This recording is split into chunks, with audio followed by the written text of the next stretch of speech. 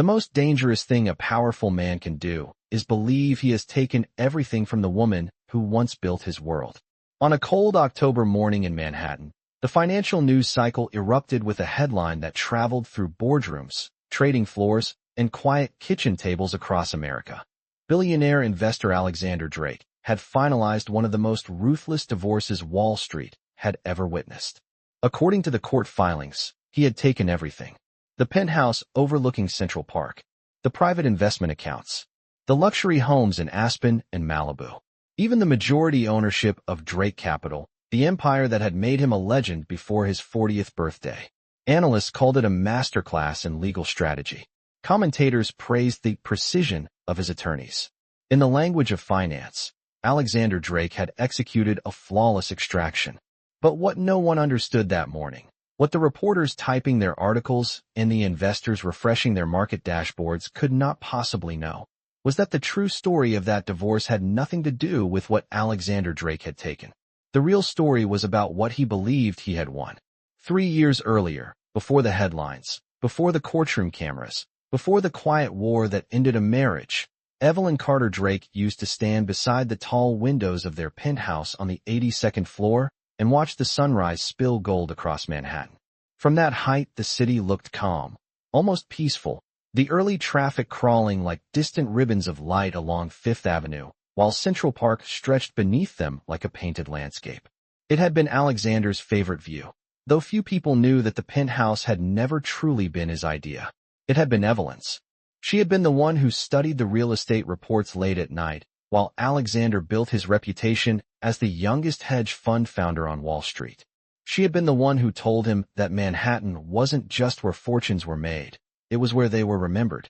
In those early years, people often underestimated Evelyn Carter Drake. At charity galas, she spoke softly. At investor dinners, she listened more than she talked. Reporters described her as the quiet wife of a financial titan. What they didn't see were the spreadsheets glowing on her laptop at 2 in the morning, the strategy memos she drafted that reshaped entire acquisitions, or the long, handwritten notes she slipped across the kitchen island while Alexander drank his morning coffee. Many of the deals that built Drake Capital had started in those quiet moments, though the world only saw Alexander standing in front of microphones announcing victories that seemed almost effortless. For a long time, that arrangement had never bothered her. She believed in building something larger than herself. She believed that loyalty mattered more than credit. And for years, Alexander Drake had believed it too. But power changes people slowly, the way winter changes a city. First a cold wind, then a quiet frost, and eventually an entire landscape that no longer looks the same. The first signs were so small that Evelyn almost ignored them. Alexander began traveling more frequently, claiming that global investors required personal attention. His calendar filled with meetings that stretched late into the evening. The warmth that once lived in their conversations began to fade into something distant and efficient, like a business partnership that had forgotten its original purpose. Evelyn noticed the shift the way only someone who truly understands a person can notice it. The pauses in his voice, the distracted look in his eyes when she spoke about future projects, the growing silence between them at dinner. Still, she said nothing. Not yet. Because Evelyn Carter Drake had spent years studying markets, and she knew one rule better than most investors on Wall Street. The most important changes often begin long before anyone else recognizes the pattern. What she didn't know then, what Alexander Drake certainly didn't know, was that the pattern unfolding inside their marriage would eventually lead to a divorce settlement that looked like a complete victory for him. A victory so total, so absolute, that people across the financial world would admire it. They would say he had taken everything. And in a purely legal sense, they would be right. What none of them understood was that Alexander Drake had just taken possession of the one thing that would quietly dismantle his entire empire. The winter before everything changed had been unusually mild in Manhattan, the kind of season when the air carried a quiet promise that the city might be entering another golden year. Inside the glass tower that housed Drake Capital, the 27th floor hummed with the low, confident rhythm of success. Screens glowed with market data. Analysts moved between conference rooms with tablets in their hands, and the name Alexander Drake was spoken with the same mixture of respect and careful caution that surrounded men who controlled billions of dollars in global investments. Yet behind the polished calm of that office, the real foundation of the empire still lived in a quieter place. Every morning at exactly 6:30, long before the junior associates arrived, and before the opening bell rang on the New York Stock Exchange, Evelyn Carter Drake sat alone at the long marble kitchen island in the penthouse 82 floors above the city. A cup of dark coffee rested beside her laptop, while the early light of Manhattan slowly painted the skyline in pale gold. These quiet hours had always been where the real thinking happened. Evelyn studied markets the way a chess player studies a board, looking not only at what was happening, but at what might happen 5 moves from now. While Alexander spoke confidently in interviews about aggressive expansion and bold acquisitions, Evelyn preferred patterns. She watched currency shifts, technology trends, and the slow evolution of financial regulation that most investors ignored until it was too late. It was during one of those mornings that the idea first appeared. At first it looked like a small concept, almost insignificant compared to the billion-dollar deals Drake Capital usually pursued. A new kind of financial software platform, something designed to analyze risk faster than traditional hedge fund systems. Evelyn sketched the first model on a yellow legal pad while the sun climbed above the East River. She did not announce the idea dramatically. She simply created a small experimental company under a quiet corporate filing. Carter Strategic Labs. The name meant nothing to the outside world. In fact, it meant almost nothing to Alexander either when she mentioned it casually over breakfast one morning. He glanced up from his phone, nodded politely, and returned to reading a message from one of his international investors. At the time it did not seem important. Drake Capital was already expanding into European markets and negotiating a major energy sector acquisition in Texas. Compared to deals measured in billions of dollars, Evelyn's quiet startup looked like a side project, something intellectual she enjoyed exploring while the larger empire continued to grow. For a while that explanation even satisfied Evelyn herself. But markets have a strange way of revealing the future slowly, like a photograph developing in a darkroom. Over the next 18 months, the small software model evolved into something far more powerful than she had originally imagined. The platform began identifying investment patterns hours before major market movements occurred. It predicted liquidity shifts with a level of precision that would make traditional hedge fund strategies almost obsolete. Evelyn tested it quietly through small accounts that no one connected to Drake Capital. The results were extraordinary. One small portfolio grew by 30% in less than 6 months without drawing any attention from financial regulators or competitors. Yet Evelyn still kept the project quiet. Part of that silence came from habit. She had always preferred to work behind the scenes. But another part of it came from something she could not quite explain even to herself. Somewhere deep inside, she felt that this idea was different from the deals that had built Drake Capital. This one belonged to her. Meanwhile, Alexander Drake's world continued accelerating in a different direction. Invitations arrived from global investment conferences. Magazine covers praised his instinct for identifying profitable markets. A new executive assistant joined the firm to help manage the expanding schedule of meetings and travel arrangements. Her name was Vanessa Blake, and within weeks, she seemed to appear everywhere inside the building.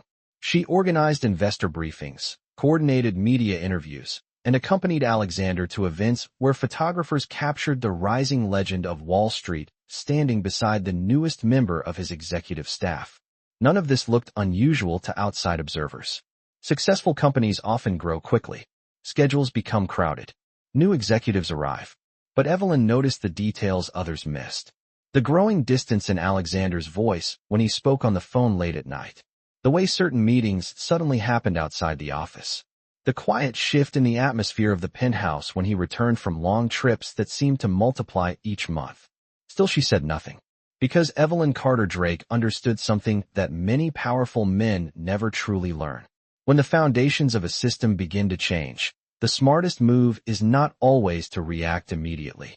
Sometimes the most powerful position is simply to watch, to understand every piece of the board, and to wait for the moment when the entire game finally reveals itself.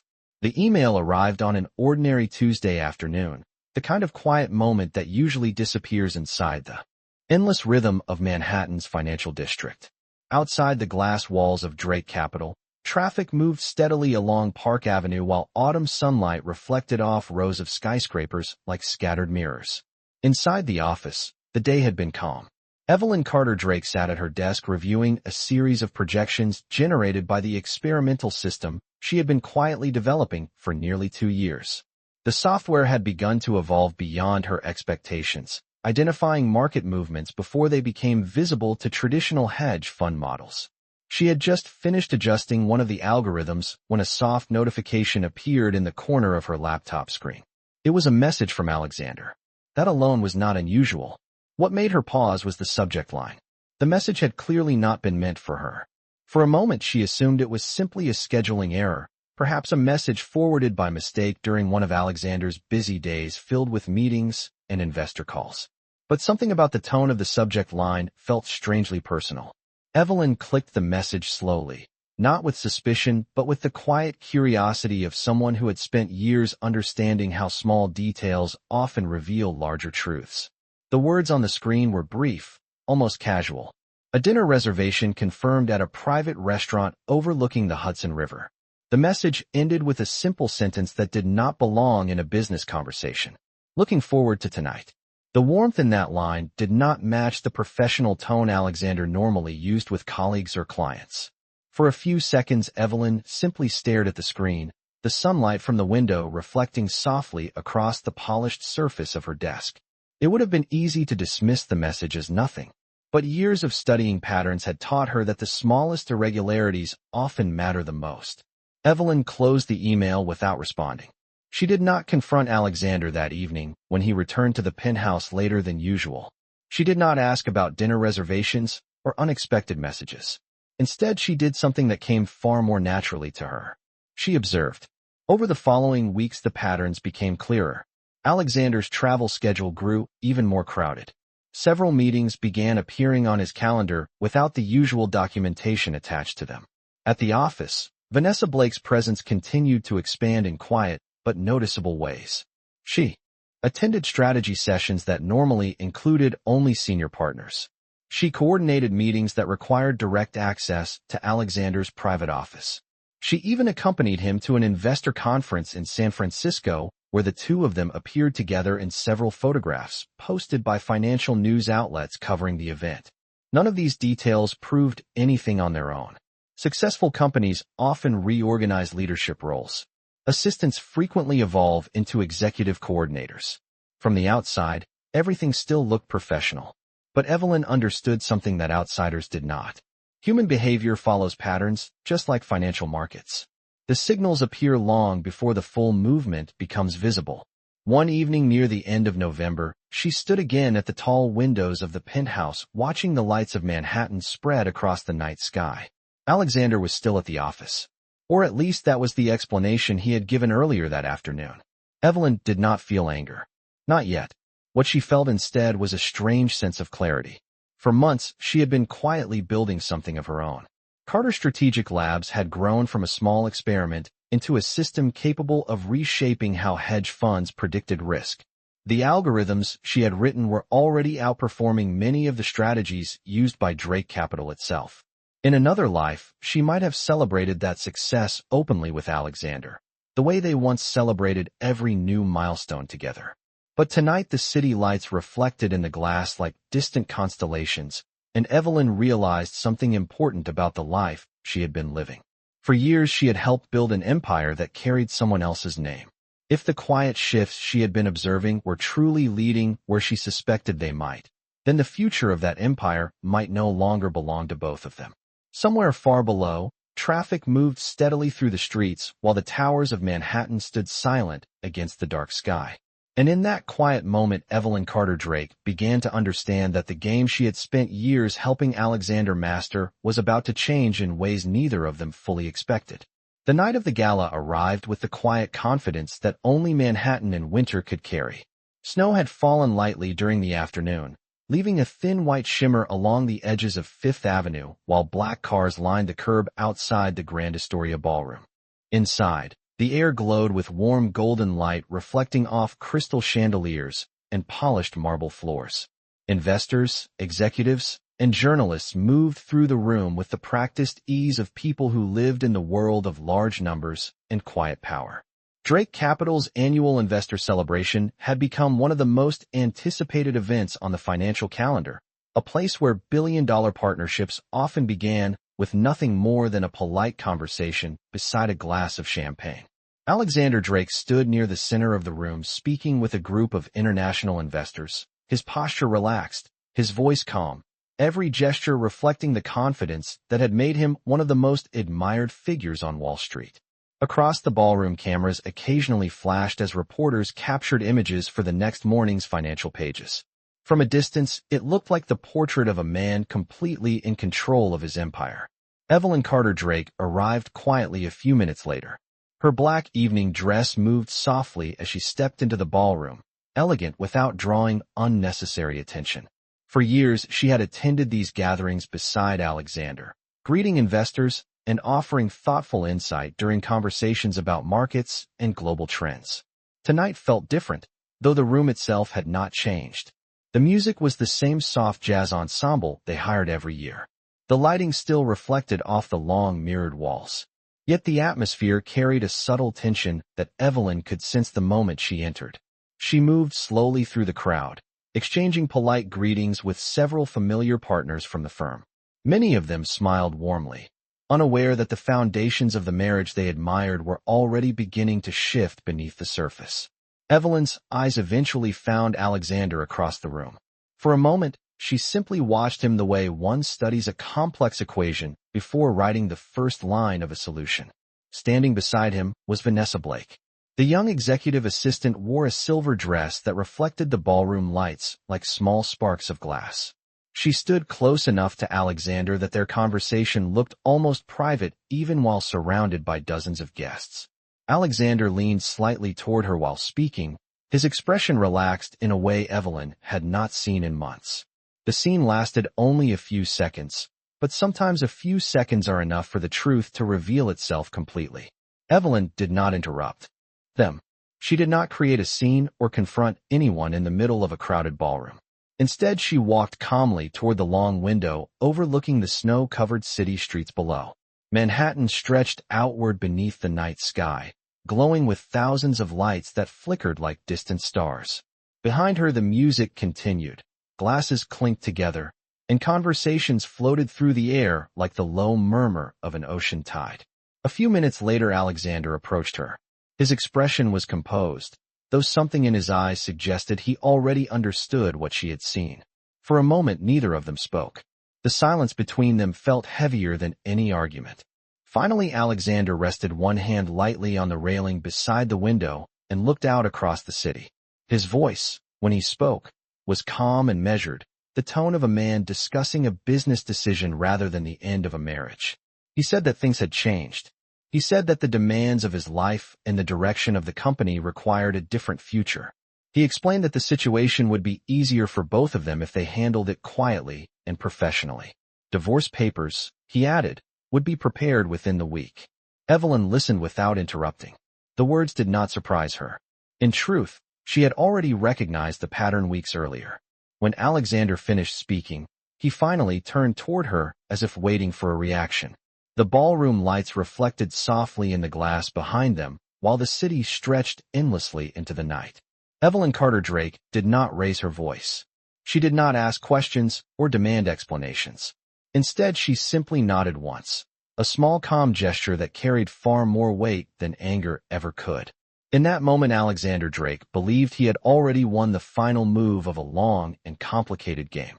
What he did not realize was that the board beneath his empire had already begun to change. The divorce proceedings moved forward with the same cold efficiency that had built Drake Capital into a global financial power. Within 48 hours of the gala, legal teams were already exchanging documents across polished conference tables in Midtown Manhattan. Attorneys wearing tailored suits studied contracts, financial statements, and ownership records that stretched back more than a decade. For Alexander Drake, the process was another negotiation, another transaction in a life built on calculating outcomes. For Evelyn Carter Drake, it was something else entirely.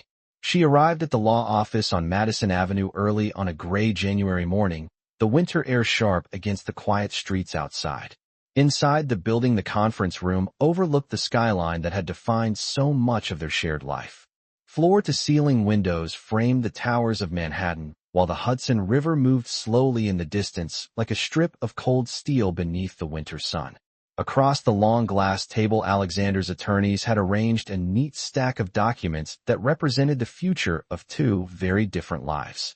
The lead attorney, a calm man named Richard Halstead who had built a reputation handling high-profile financial divorces, explained the structure with careful clarity.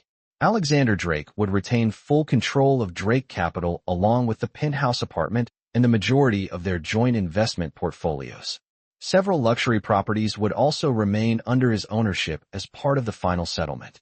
The presentation continued for nearly 40 minutes while charts and documents outlined the details of an empire being carefully divided. Evelyn listened quietly, her expression composed as she studied each page placed in front of her. Anyone watching from the outside might have assumed she was overwhelmed by the scale of what she was losing. In truth, her mind was focused somewhere else entirely. Toward the end of the meeting, Richard Halstead paused briefly before introducing what he described as a minor technical clause. Among the many assets listed in the financial structure was a small experimental company that had originally been registered under Evelyn's name several years earlier. Carter Strategic Labs appeared in the document as a minor holding with no current revenue and limited operational history. Compared to the billion-dollar structures surrounding it, the line item looked almost invisible. Alexander's legal team recommended transferring ownership of the company as part of the broader asset consolidation under Drake Capital. The reasoning was simple. Consolidation would simplify tax filings and eliminate small independent holdings that might complicate financial reporting. When the attorney finished explaining the clause, Alexander glanced briefly at the document and gave a small nod. To him, it was nothing more than administrative efficiency. A minor asset folded into a much larger portfolio. Evelyn looked down at the same line of text, her eyes resting on the name.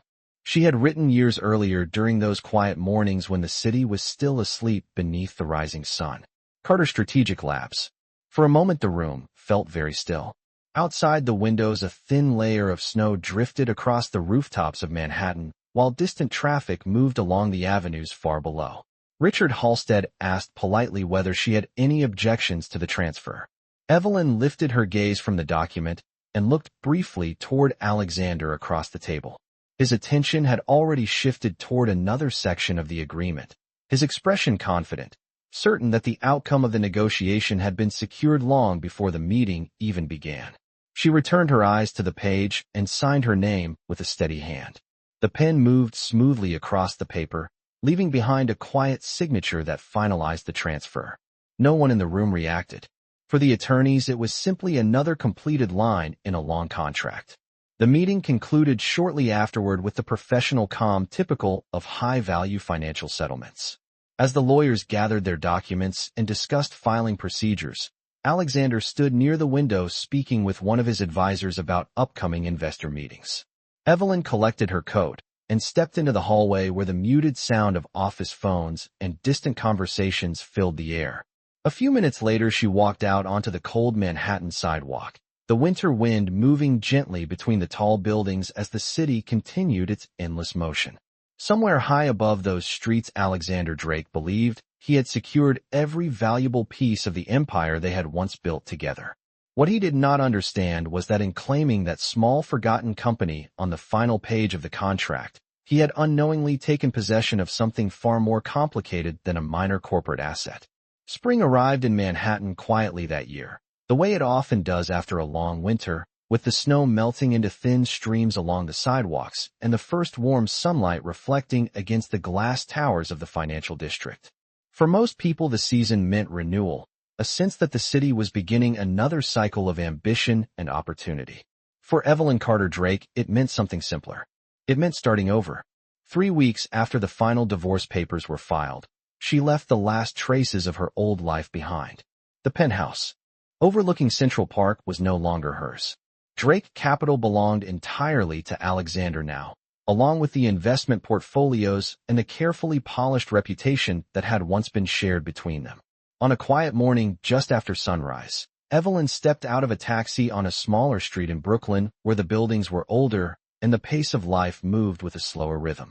The neighborhood looked nothing like the polished skyline of Midtown.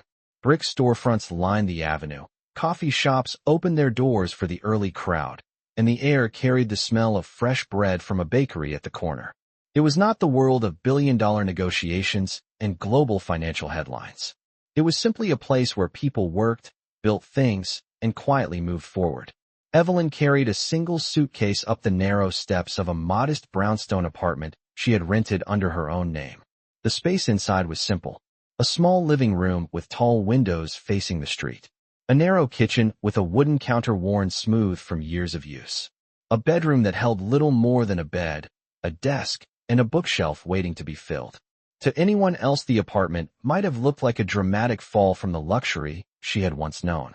But when Evelyn set her suitcase down on the wooden floor and opened the windows to let in the soft spring air, the room felt strangely peaceful. For the first time in years, the silence around her belonged only to her. That afternoon, she unpacked the few belongings she had chosen to keep. A collection of notebooks filled with financial models.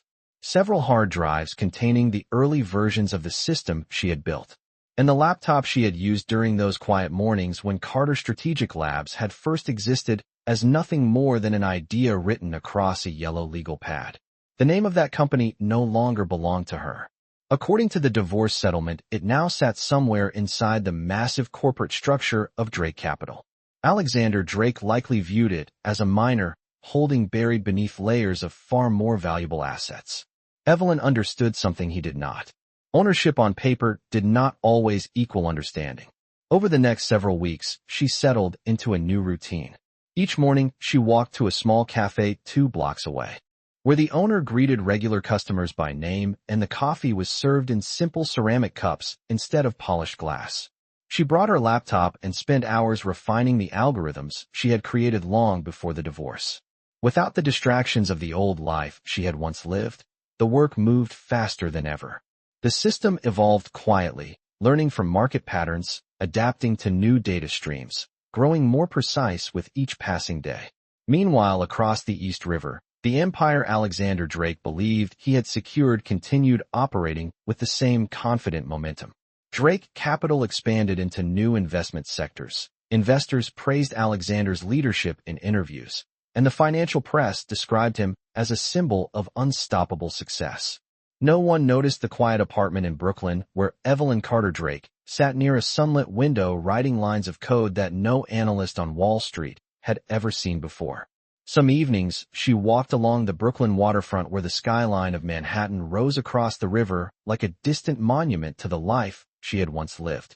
From that distance, the towers looked almost unreal, their glass surfaces catching the sunset in shades of gold and copper. Evelyn watched them without bitterness. The empire she had helped build was still standing there among those lights. What Alexander Drake did not realize was that far from those towers, in a quiet apartment where the only sound was the soft tapping of keys on a laptop, the future of that empire was already beginning to shift. Summer settled over New York with a quiet heat that shimmered above the pavement and softened the edges of the skyline across the East River. In Brooklyn, the mornings arrived slowly, sunlight sliding through the tall windows of Evelyn Carter Drake's apartment and spreading across the wooden desk where her laptop remained open long after midnight most nights. The quiet rhythm of her new life had become almost peaceful. She woke early, walked past the bakery on the corner where the smell of fresh bread drifted through the street, and carried her coffee back upstairs before the neighborhood fully awakened. For the first time in years, her work belonged only to her thoughts. The algorithms she had been refining for months continued evolving with remarkable precision.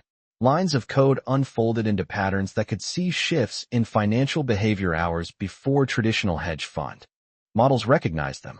The system analyzed currency flows, liquidity signals, and global trading sentiment with a kind of quiet intelligence that felt almost alive.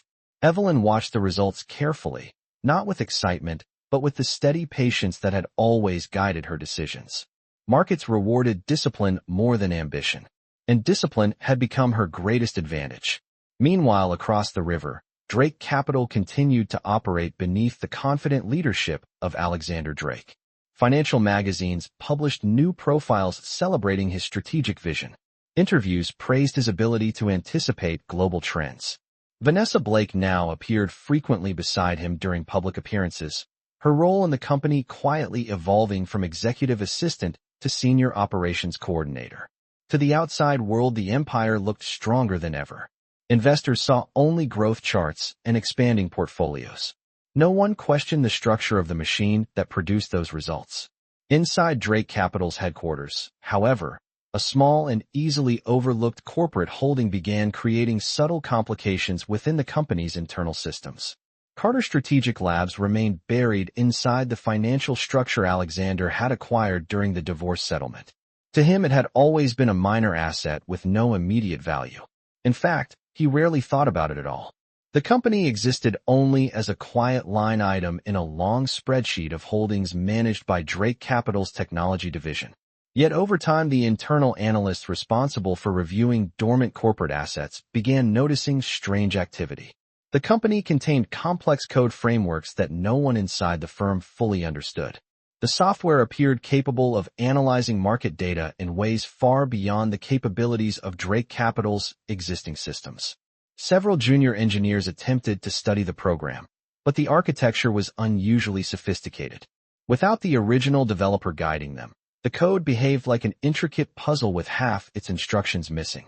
One afternoon in late August, a technology manager named Daniel Morris sent a brief internal memo to the executive floor explaining that Carter Strategic Labs might require a deeper technical evaluation.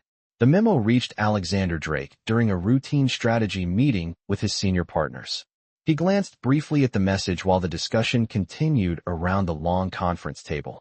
The name Carter Strategic Labs sounded vaguely familiar, though he could not immediately place why. Eventually, one of the partners mentioned that it had been part of the asset consolidation from the divorce settlement months earlier. Alexander leaned back slightly in his chair and gave a small dismissive nod. If the system contained anything useful, he told the team, the technology division could integrate it into Drake Capital's existing models. If not, the asset could simply be sold or archived. In a company built on billion-dollar investments, a small experimental software platform seemed hardly worth discussing. The meeting moved on to other topics. New international acquisitions, expanding energy portfolios. The future of the firm appeared secure beneath Alexander's leadership. Far away from the conference room where that decision was made, Evelyn Carter Drake sat beside the open window of her apartment in Brooklyn while evening light faded slowly over the river. Her laptop screen reflected rows of data moving quietly across the display. The system she had built was learning faster now, adapting to the subtle language of global markets with extraordinary accuracy. She did not know about the internal memo at Drake Capital or the brief conversation that followed. She simply continued refining the architecture she had designed years earlier during those quiet mornings in the penthouse kitchen. Across the darkening water, the lights of Manhattan flickered to life one by one, forming the familiar outline of the city where the empire she once helped build continued to stand. From this distance, the towers looked steady and permanent. What Alexander Drake did not yet realize was that the smallest piece of that empire was already beginning to reveal something far more powerful than anyone inside his company fully understood. Autumn returned to New York with the quiet elegance that always followed the intensity of summer, the air cooler now, the sky sharper above the towers of Manhattan. From the conference rooms of Drake Capital, the city still looked like a monument to certainty. Every morning, investors arrived through the glass lobby, believing they were stepping into one of the most stable financial institutions in the country. The numbers on the screens continued to glow with the steady confidence of a company that had built its reputation on reading markets before others even noticed the signals. But markets are never perfectly predictable, not even for the most powerful firms on Wall Street. Late in September, the first unusual shift appeared in the trading reports.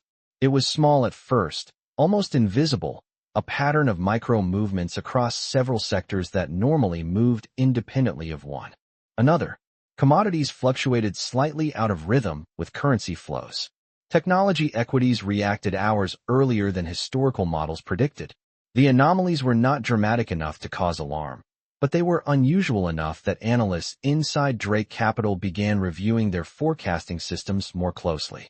In the technology division, Daniel Morris studied the irregularities late one evening while most of the office had already emptied for the night.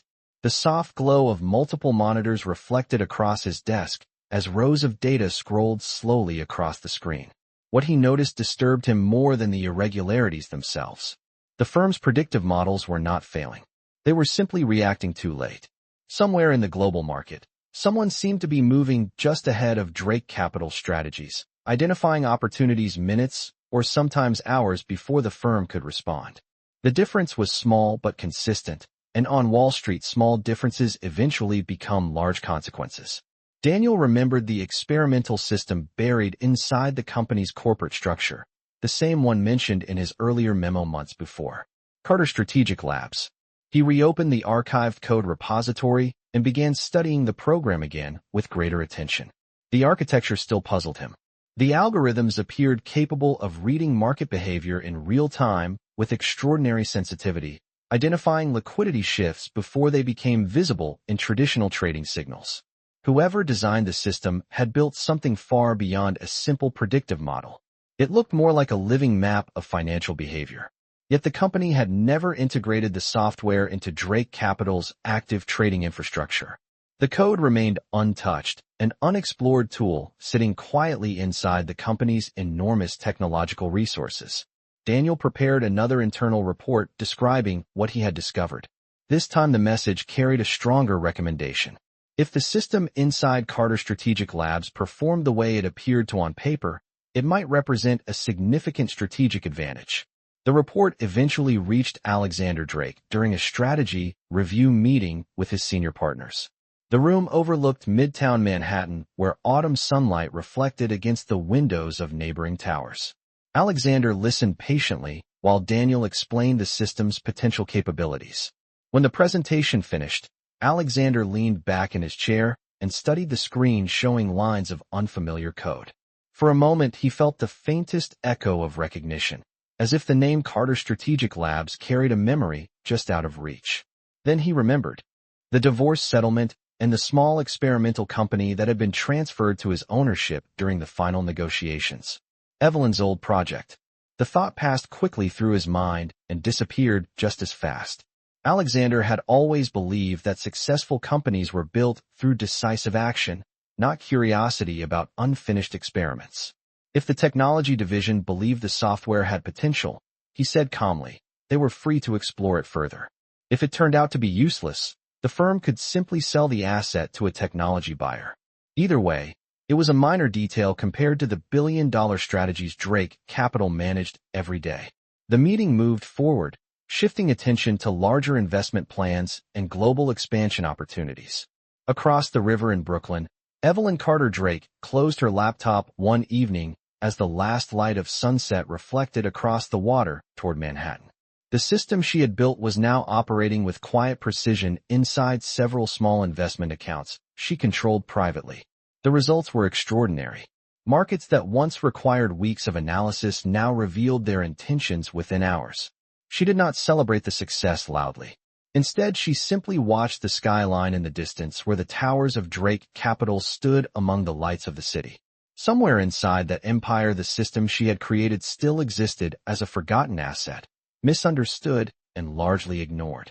What Alexander Drake did not yet realize was that the quiet advantage he had chosen not to understand was already beginning to reshape the financial world in ways that would soon become impossible for him to ignore. Winter returned to New York with a sharper edge than the year before, the wind moving between the towers of Manhattan like a quiet warning that even the strongest structures could feel the pressure of changing seasons. Inside the headquarters of Drake Capital, the atmosphere remained confident on the surface, but beneath the polished calm of the trading floors a different rhythm had begun to emerge. Analysts noticed that several investment opportunities across global markets were consistently slipping away moments before the firm could act. It was not a catastrophic loss, not the kind that caused headlines or immediate panic, but it was persistent enough to make the senior strategists uneasy. Each missed opportunity was small, yet together they formed a pattern that was impossible to ignore. competitors seemed to be moving faster, identifying signals that Drake Capital's sophisticated models failed to detect until it was too late. In the technology division, Daniel Morris continued studying the archived system belonging to Carter Strategic Labs. Over the past few months, he had quietly tested portions of the software in isolated simulations, and the results left him both fascinated and frustrated. The program did not simply analyze market data. It interpreted behavior, tracking the subtle shifts in investor sentiment and liquidity movements that normally remained hidden beneath the surface of financial reports. Daniel understood immediately that whoever designed the system had approached the market not as a collection of numbers, but as a living network of decisions. Yet despite its brilliance, the system remained incomplete inside Drake Capital. Critical sections of the code referenced data streams that the company's infrastructure could not fully replicate. Without those connections, the program behaved like a powerful engine without fuel. Daniel presented his findings during another internal strategy meeting late in December. The conference room overlooked the snowy rooftops of Midtown, while the executives gathered around the long table listening to his explanation.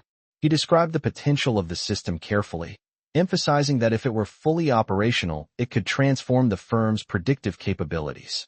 Several partners exchanged curious looks. Alexander Drake listened quietly while reviewing the documents on the screen in front of him. The name Carter Strategic Labs appeared again and again in the technical notes. This time he remembered it clearly. The company had once belonged to Evelyn. The realization lingered for a moment before he dismissed it as an old detail from a chapter of his life that no longer mattered. When Daniel finished speaking, Alexander asked only one question. Could the system be completed by Drake Capital's current engineering team? Daniel hesitated before answering honestly. Without the original architect of the platform, recreating its full functionality would require years of research and development. The code was too advanced to reverse engineer quickly. Alexander considered the answer for several seconds before giving a calm but decisive instruction. The firm would not spend years chasing unfinished technology.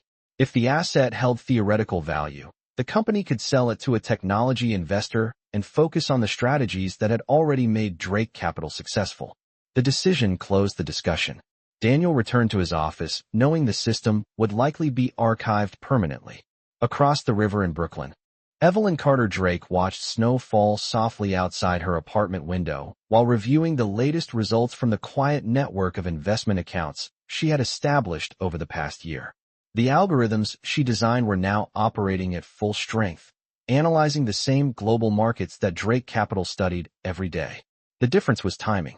Her system recognized patterns before they became visible to traditional models, allowing her to move through the financial landscape with the quiet precision of someone reading tomorrow's newspaper. The accounts had grown steadily, expanding from modest beginnings into a portfolio large enough to attract attention from several independent investment groups. Yet Evelyn remained careful. She moved slowly, allowing the system to prove itself through consistency rather than dramatic risks. On many evenings, she walked along the Brooklyn waterfront where the cold air carried the distant sound of traffic from across the river. Manhattan rose before her like a city carved from glass and light, the same skyline that once framed the windows of the penthouse she had left behind. Somewhere among those towers, Alexander Drake continued guiding the empire they had once built together. What he did not realize was that the future of that empire was quietly being rewritten each night in a small apartment across the water, where the woman he believed he had defeated was patiently learning how to move through the same markets with a clarity no one inside Drake Capital had yet begun to understand. By the time the next spring arrived, the quiet movements that had once gone unnoticed in the financial markets had begun to attract serious attention. Across Wall Street, analysts were discussing a mysterious pattern appearing in global trading reports. Several independent investment funds had been making remarkably precise moves across currency markets, technology equities, and commodities. The trades were never reckless and never dramatic, yet they consistently anticipated market shifts hours before the rest of the industry reacted. Financial commentators described it as a new kind of intelligence operating beneath the surface of the markets, a player who understood patterns others had not yet learned to see. Inside Drake Capital, the conversation was far less philosophical and far more urgent. Over the past 6 months, the firm had missed several major opportunities that competitors had captured with unsettling accuracy. During a strategy meeting in early April, the tension inside the executive conference room was impossible to ignore. Large screens displayed charts showing a sequence of trades that had outmaneuvered Drake Capital's predictions again and again. One of the senior partners pointed at the timeline projected across the wall. Whoever was making these moves, he explained, was identifying the same signals Drake Capital used, but reacting significantly earlier. The advantage was small, sometimes only a few minutes. Yet in modern markets, those minutes were worth millions of dollars. Alexander Drake listened carefully while reviewing the data. For the first time in years, he felt something unfamiliar pressing against the calm certainty that had always guided his decisions. It was not fear. It was curiosity mixed with the uncomfortable realization that someone out there understood the market in a way even his firm did not. After the meeting ended, he remained alone in the conference room, studying the reports again. The patterns were unmistakable. The unknown competitor was reading the same economic indicators, but interpreting them with deeper clarity. A strange thought crossed his mind as he examined the data streams. The pattern looked almost familiar, as if he had once seen something similar long ago during those early years when Evelyn used to analyze markets late into the night. The memory passed quickly, dismissed as coincidence. Meanwhile, the technology division quietly completed the administrative review Alexander had ordered months earlier. Carter Strategic Labs was officially marked as a dormant technology asset with no immediate strategic application. The internal report recommended selling the company to an outside technology group interested in experimental financial software. Within weeks, a private investment firm based in San Francisco submitted an offer. The amount was modest compared to Drake Capital's usual transactions, only $10 million for the intellectual property and software architecture contained inside the system. For most companies, the price might have seemed generous for an unused experimental platform. To Drake Capital, it was simply another small asset being cleared from the balance sheet. Alexander approved the sale without hesitation. The legal transfer was completed quietly, barely noticed among the firm's many transactions. Carter Strategic Labs officially disappeared from Drake Capital's corporate structure and became the property of a small venture group specializing in financial technology startups. Across the river in Brooklyn, Evelyn Carter Drake watched the news of the acquisition appear on a financial technology website one quiet afternoon. The announcement described the purchase as a routine technology investment by an emerging fintech venture fund preparing to launch a new generation of predictive market platforms. Evelyn read the article slowly, her expression calm as she closed her laptop and stepped toward the window overlooking the East River. Manhattan stood across the water, bright beneath the afternoon sunlight, the towers of the financial district rising confidently against the sky. She understood something that no one involved in that transaction had fully realized. The venture firm that had purchased Carter Strategic Labs was not an unfamiliar organization. It was a small investment group she had quietly funded months earlier using the profits generated by the system she continued refining every night. The sale had not been an accident. It had simply been the next step in a strategy that had been unfolding quietly since the day she signed the divorce papers. The system Alexander Drake once dismissed as an unfinished experiment was now fully under her control again, free from the corporate structure that had buried it beneath layers of misunderstanding. As the sunlight reflected across the river and the wind moved gently through the open window of her apartment, Evelyn Carter Drake returned to her desk and opened the latest market analysis produced by the algorithms she had built.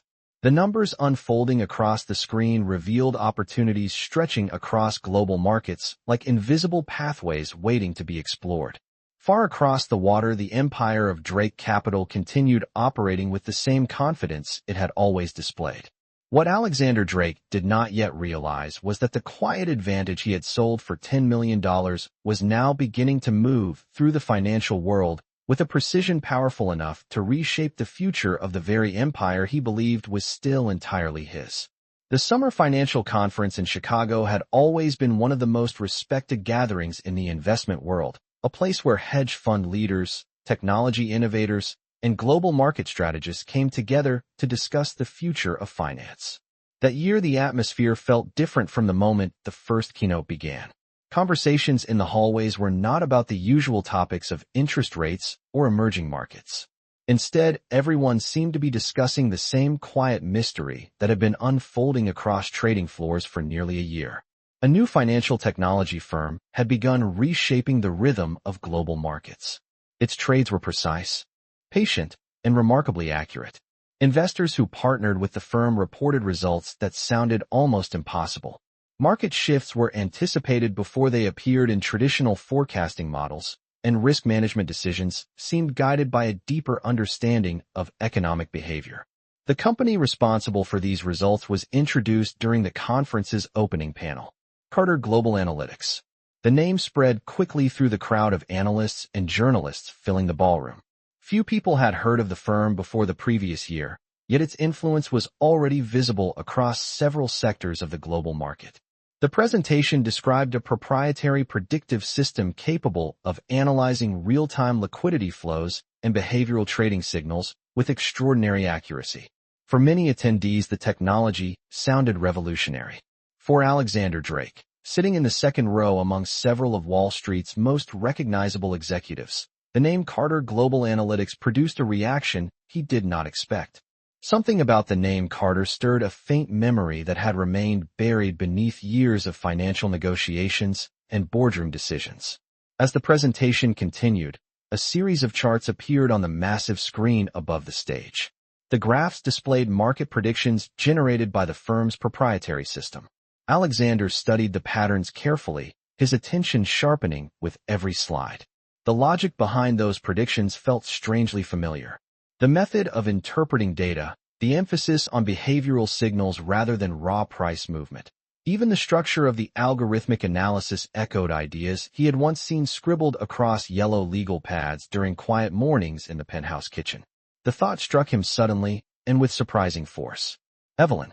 The realization settled in his mind slowly, not as an accusation, but as a quiet understanding forming piece by piece. Carter Strategic Labs. The experimental company he had dismissed during the divorce settlement. The system his engineers had never fully understood. The asset he had approved for sale with barely a second thought. When the conference moderator finally introduced the founder of Carter Global Analytics, the ballroom fell into a brief, expectant silence. A single figure stepped onto the stage, moving with calm confidence beneath the bright lights above the podium. Evelyn Carter Drake stood before the audience with the same composed presence she had always carried, though something about her now seemed different. There was no trace of the quiet background role she once played at Drake Capital events. Her voice was steady as she began explaining the philosophy behind her company's technology. Markets, she told the audience, were not simply collections of numbers responding to supply and demand. They were ecosystems shaped by human behavior, emotion, and timing. Understanding those patterns required a system capable of learning continuously rather than following static models. As she spoke, the room listened with growing attention. Journalists typed rapidly. Investors leaned forward in their seats. On the second row, Alexander Drake remained completely still, his mind reconstructing the path that had led to this moment. The algorithms displayed on the screen above the stage were unmistakably the evolution of the same ideas Evelyn had once developed quietly while he focused on building Drake Capital into a financial empire. He felt the weight of a realization that no market report could soften. The technology division had once placed the system in his hands. He had owned it completely. Then he had sold it for $10 million because he believed it was an unfinished experiment. The presentation ended with a round of applause that filled the ballroom. Investors immediately gathered near the stage hoping to speak with the founder whose system had begun rewriting the rules of financial prediction. Across the room, Alexander Drake stood slowly, watching as Evelyn Carter Drake stepped down from the podium, surrounded by analysts eager to learn more about the technology that had already begun changing the markets he once believed he understood better than anyone. When the applause inside the Chicago ballroom finally began to fade, the crowd moved quickly toward the stage where Evelyn Carter Drake stood surrounded by investors, journalists, and technology executives eager to speak with the woman who had just presented one of the most intriguing financial systems anyone in the room had seen in years. The atmosphere buzzed with curiosity and admiration. Questions floated through the air about partnerships, expansion, and the future of predictive finance. Cameras flashed as reporters captured photographs that would appear across financial news outlets by the next morning. Through the shifting crowd, Alexander Drake remained where he was for several long moments, standing near the edge of the ballroom with his hands resting calmly at his sides. The confidence that had defined his presence in rooms like this for over a decade felt strangely different now. Not broken, but unsettled by a realization that had taken shape piece by piece. Throughout Evelyn's presentation, every chart she displayed, every explanation of the system's philosophy, had quietly reconstructed a history he could no longer ignore. He remembered the mornings in the penthouse kitchen when she studied market behavior while the city was still waking up beneath the sunrise. He remembered the yellow legal pads filled with small diagrams that looked more like maps of human decisions than financial equations. At the time, he had believed those quiet experiments were simply intellectual exercises. He had been building Drake Capital into an empire while she explored ideas that seemed theoretical. Now he understood that those ideas had never been theoretical at all. They had simply been ahead of their time. Eventually, Alexander stepped forward and moved through the crowd until he reached the edge of the group surrounding Evelyn. She was answering a question from an investor when she noticed him standing there. For a brief moment, their eyes met across the small circle of people gathered around her. The recognition was calm and immediate. Neither of them appeared surprised. When the conversation around her finally paused, Evelyn excused herself politely from the group and stepped aside with Alexander toward a quiet corner near the tall windows overlooking the Chicago skyline. Evening light reflected off the glass towers outside, while the noise of the conference continued softly behind them. For several seconds, neither of them spoke. The silence carried the weight of years filled with decisions that had once seemed perfectly logical. Alexander was the first to break it. His voice remained steady, though the usual certainty that had guided him through countless negotiations was now mixed with something more reflective. He said that he had recognized the system the moment she began explaining it on stage. The logic behind it had always been hers. Evelyn listened without interrupting, her posture relaxed as she watched the fading sunlight beyond the windows. Alexander continued speaking, not defensively but thoughtfully, as if reconstructing a puzzle he had only recently realized he had been solving for years. He admitted that the small experimental company she created during their marriage had once been placed entirely under his control. He had owned it, along with every line of code inside the system she had designed. Then he had sold it for $10 million because he believed it had no immediate value. The realization hung quietly between them. Finally, Evelyn turned slightly toward him, her expression calm. She did not sound triumphant when she spoke. Her voice carried the same composed clarity that had filled the ballroom during her presentation. She explained that the system had always been more than a piece of technology. It was a way of understanding how people made decisions when uncertainty shaped their choices. Markets moved the way people moved. They reacted to fear, optimism, patience, and timing. A model that understood those signals would always see the future a little earlier than everyone else. Alexander nodded slowly, absorbing the meaning behind her words. For the first time, he understood that the most valuable part of the system had never been the code itself. It had been the mind that designed it. Outside the windows, the city lights of Chicago began appearing one by one as evening settled across the skyline. After a moment, Alexander asked a simple question. He asked whether she had planned for things to unfold this way from the beginning. Evelyn looked out across the lights for a brief moment before answering. She said no. She had not planned revenge, nor had she built the system to prove anything to him. She had simply continued doing what she had always done. She studied the patterns others overlooked and followed the signals wherever they led. The markets had revealed the rest on their own. The two of them stood quietly beside the window for a few more seconds while the conference continued behind them. In that calm silence, Alexander Drake finally understood the full meaning of the decision he had once believed was a perfect victory. After the conference ended that evening, the crowd slowly drifted out of the ballroom while the lights of Chicago shimmered against the dark surface of Lake Michigan. Conversations continued in small groups along the lobby corridors as investors discussed the presentation they had just witnessed. Many of them understood that they had seen something rare, a system capable of reshaping how financial markets were interpreted across the world. Yet for Evelyn Carter Drake, the moment did not feel dramatic or triumphant. It felt like the quiet completion of a long journey that had begun years earlier in a Manhattan kitchen when the city was still waking beneath the morning sun. She stepped outside the hotel into the cool evening air, the wind moving softly between the tall buildings while traffic rolled steadily through the streets below. For a few seconds, she simply watched the city around her, the same way she once watched Manhattan from the windows of the penthouse that no longer belonged to her. Cities always looked powerful from a distance, but she had learned long ago that power was not found in buildings or titles.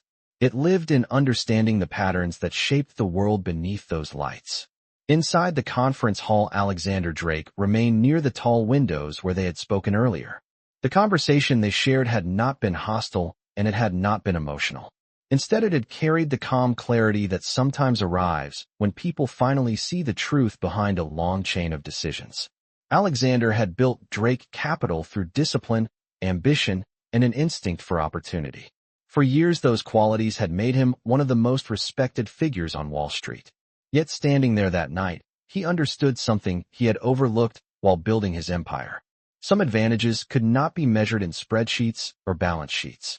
Some advantages were born from patience and perspective, from the ability to see possibilities long before they became profitable. Evelyn had always possessed that ability. The empire he once believed he had secured during the divorce settlement was still strong, but its future now existed in a financial world shaped by the system she had created. The quiet irony of the situation was impossible to ignore. Years earlier, he had taken every visible asset from their shared life, believing that control of the company and the wealth surrounding it represented victory. What he had not realized was that the most valuable element of their partnership had never been written in the contracts his lawyers prepared. It had lived in the quiet intelligence he once watched across a kitchen table while the sun rose over Manhattan. Outside the hotel, Evelyn began walking slowly along the sidewalk while the cool night air carried the distant sounds of the city. Her phone vibrated briefly with a message from one of her partners informing her that Carter Global Analytics had received several new partnership requests from major investment firms after the presentation. She read the message with a small, thoughtful smile before slipping the phone back into her coat pocket. Success, she had learned, did not require celebration. It required consistency. The system she had built would continue evolving, learning from markets the same way it always had. Opportunities would appear quietly, and she would follow them with the same patience that had guided her since the beginning. Far away in Manhattan, the towers of Drake Capital still stood among the lights of the financial district, the same skyline that once framed the windows of a life she had left behind. From that distance, the empire looked permanent, yet Evelyn understood that every structure in the financial world eventually changed as new ideas reshaped the landscape. She paused for a moment at the edge of the street while the traffic light shifted from red to green and the city moved forward around her. In the end, the story was never about revenge or loss. It was about understanding the difference between ownership and vision. Years earlier, Alexander Drake believed he had taken everything that mattered. What he never understood was that the future of the world he ruled had always belonged to the person who knew how to see it first.